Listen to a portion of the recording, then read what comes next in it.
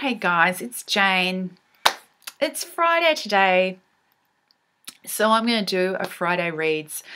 I don't really feel like it. I'm feeling a bit broken at the moment. All the stuff that's been going on with the Hugos and some other stuff as well that's going on is really crowding out my brain at the moment. And I've got lots of thoughts and I don't even know whether it's helpful to talk about any of them. Sometimes it feels like you're just adding fuel to the fire. So we'll see. I don't know whether this is going to end up a rant video or not, but let's just get through some of the business and see where we land. I finished 3 books this week. I finished Anthem.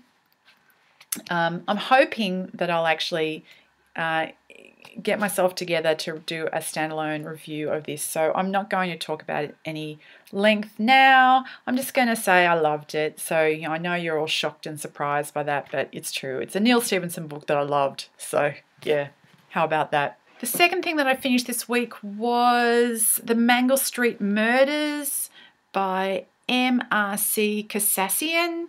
I'm planning on doing a review of this for my Mystery Monday video, so I'm not going to talk about that now. And the third thing that I finished was Sex Criminals, Volume 1, One Weird Trick. I picked this up from my library because it was nominated for a Hugo and I've been involved in a Hugo read-along project, and I wouldn't have picked it up otherwise. I had flicked through a couple of single editions at my local comic book store and nothing about it really, grabbed me, but I read it yeah, there was probably slightly more to it than I expected given the premise as it had been explained to me, but it still didn't really rock my world. So if you're interested, I'm going to try and do a more thorough review on my Goodreads page. But that happened this week. At the moment, I am reading 2 books. I am about a third of the way through this, The Bees by Layleen Paul, and I'm really enjoying this. It's kind of science fiction-ish. It's all anthropomorphized bees and other insects, essentially. So the bees and their beehive are kind of the aliens on the alien world. I guess that's how this comes to be characterized as science fiction. It's certainly speculative fiction. And yeah, I'm really enjoying it. The hero of the story is Flora 717, who is a sanitation worker. That's what she was. That's her kin sort of caste. It's what she was born to be. But she has certain characteristics that make her quite unusual for a Flora, and yeah, that draws her into some adventures, I guess. Yeah, I'm still not 100% certain where it's going, but I am really enjoying it. It's a pacey read, and Flora is a really enjoyable character to read about. The other thing that I'm in the middle of reading is The Swan Book by Alexis Wright. I'm reading this as a buddy read with Tanya from List Obsessed Reader. Hello, Tanya. So we've now read the first 6 chapters, which is almost but not quite half of the book, because the first chapter was this really super long chapter. And we're poised at the brink of who knows what about to go on. We've been introduced to it seems like our 2 main characters, Oblivia, who is a young Aboriginal girl who was gang raped as a child and was brought up by a kind of crazy gypsy white lady in this army guarded internment camp, basically. And the other character is Warren, who is the Deputy President of Australia. This is all set in the future. He's another Aboriginal man. He was brought up down the road by a different segment of the Brolga people who had money from mining rights and have a lot more agency, and he was brought up in a version of traditional sort of methods and but has turned into seemingly a bit of a tosser. So now Warren has turned up at Swan Lake, which is like the swamp where Oblivia lives, saying that he's come to collect his promised wife. It's a really interesting book. What's going on in these stories is a whole bunch of inter-Aboriginal conflict, and you see different groups of people who want different things and who are affected in different ways by external factors. It's helping me to have a more nuanced idea of what Aboriginality is like, and is how it's experienced in different ways by different people at different times. And I think that's a really important thing for me as a white Australian person to work at doing.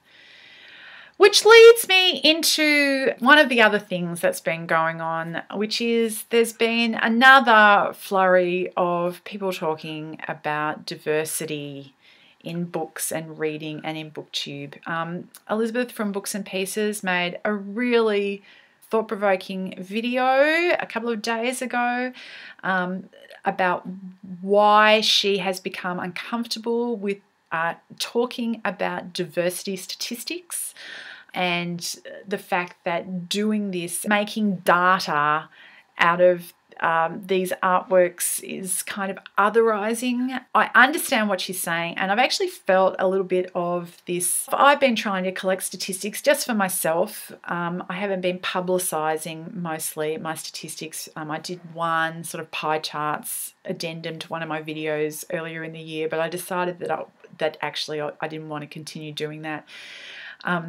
For similar reasons that Elizabeth talks about. Like, if you have to go out of your way to research the authors so that you can list them on your spreadsheet as being an author of colour or a whatever, like, it may be helping something, but it's also at the same time doing other things as well. And I don't know that on balance it's necessarily helpful. But having said that, and the stuff about, this whole lump and category of people of colour or authors of colour, I still personally really want to read more stuff by Aboriginal authors. And I'll be honest and say I did pursue Alexis Wright's works because she's an Aboriginal author. I don't read a huge amount of literary fiction, but I wanted to read her because I want to read more Aboriginal authors. I can understand how somebody could think that that's insulting or belittling or tokenistic, and I can see how that could be all of those things. But at the same time, I want access to the experiences of Aboriginal people, which I don't have the same degree of access to in my day-to-day life. And so I want to read their stories. And I'm not going to do that if I don't pursue finding Aboriginal authors to read. So I don't know how to get out of that bind. The other thing that's been going on, which has been really, ruining my brain the last week, is this whole Hugo's thing. And I'm not going to spend too much longer on it. It seems like every time I turn back to read more of what's going on, it's just got worse. Because there are certain elements involved in it now who've just decided to, if you're in a knife fight, what you need is a gun, and we're just going to escalate and escalate and escalate So I have these 2 books from the library, which I borrowed because they were part of the Hugo nominations, and I was doing the read along. And so we've got Kevin J. Anderson and we've got Martin Clues. This isn't actually the one that was nominated. This is the first volume, and the second volume has been nominated, but I thought it was only fair to read the first volume first. But the second volume is no longer nominated because he's withdrawn his nomination. So yeah, I don't even know what to say about this. It's bananas. I'm going to keep reading science fiction, whether or not there's ever another Hugo Awards given, whether or not Worldcon comes crumbling down. That personally doesn't affect me particularly directly. I think that we are currently in an age, a new golden age of science fiction. There's so many, science fiction and fantasy, there's so many interesting things being written, and I'm going to attempt to not let this Hugo's thing kill my buzz. You know, that's where I've decided to come down. I don't know whether I'm going to read these books now or not. We'll just see where I get to. We might just leave it there. I hope you're all well, and I'll talk to you later. Bye.